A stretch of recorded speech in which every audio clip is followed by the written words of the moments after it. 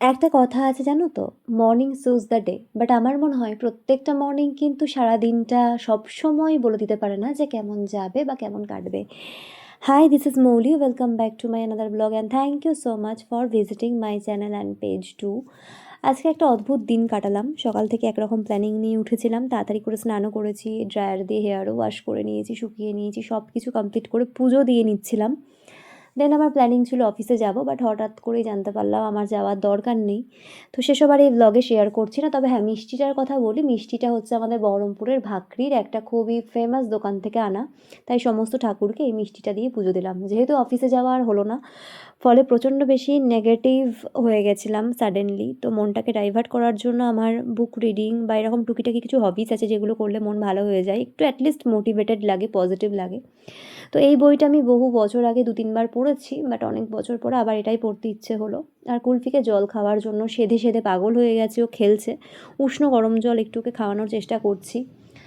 আসলে কি জানো তো, এক এক দিন আমাদের সাথে এমন কিছু আনপ্রেডিক্টেবল জিনিস ঘটে, আনএক্সপেক্টেড জিনিস ঘটে, যেগুলোর সাথে আমরা ঠিক কোপ আপ করে উঠতে পারি না। বাট স্টিল, এটাই লাইফ, আপস অ্যান্ড ডাউন থাকবে, সব রকম দিনই দেখতে হবে তোমাকে লাইফে।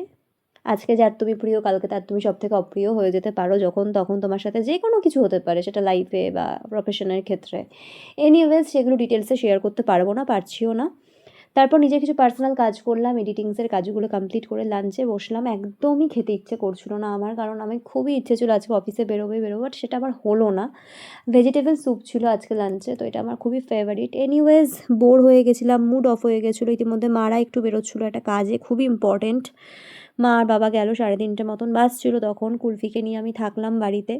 দেন হঠাৎ ইচ্ছে হলো একটু মিষ্টি খাওয়ার, মিষ্টি, আইসক্রিম, ক্যাডবেরি, এগুলো খেলে আমার মুডটা সুইং হয়, একটুখানি পজিটিভ ফিল হয়। তো এত ঠান্ডা ছিল রসগোল্লাটা, এটা ওই দোকান থেকেই আনা। আমি ফ্রিজ থেকে বের করে ডাইরেক্ট খেয়ে নিয়েছি। 13 টাকা সাইজ, জানি না কী স্পেশালিটি, বাট হ্যাঁ, বড় বড় সাইজ ছিল, এটাই একটাই মজার ব্যাপার। এনিওয়েজ, তারপর আমি দেখতে বসলাম হচ্ছে ফেলুদার এই সিরিজটা। দেখবো দেখবো করে দেখাই হচ্ছে না। আজকে অনেক দিন পরে মনে হচ্ছে রিটায়ারমেন্ট লাইফ কাটাচ্ছি, তাই দেখতে বসলাম। বেশ ভালো, এখনও দেখছি। তারপর আমি একটাখানি খাজা পেলাম, যেটা বহু বছর পর বাবা আমাকে এনে দিল, চিনির খাজা। টুকিটাকি শপিং দেখতে আমার ভালোই লাগে। রাদার বহু বছর পর খাজা খাবো আজকে। দুই দিকটাই না তিল দেওয়া ছিল। তারপরে সন্ধ্যাবেলায় আবার প্ল্যানিং ছিল 6:30টায় অফিসে বেরোবো, বাট সেটাও ফাইনালি একদমই ক্যান্সেল হয়ে গেল।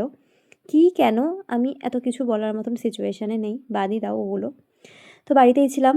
মা বাবা মনটাকে ডাইভার্ট করার অনেক চেষ্টা করছিল, চা বিস্কিট এটা সেটা খাইয়ে আমাকে চুটুর ফুটুর খেয়ে পেটটা ভরে গেল। একটা পার্সেল এসেছিলো, বেলা ভিটার পারফিউমটা সেকেন্ড টাইম পারচেস করলাম, খুবই ভালো। রাতে ডিনার করলাম, মা জোর করে করালো। That's it.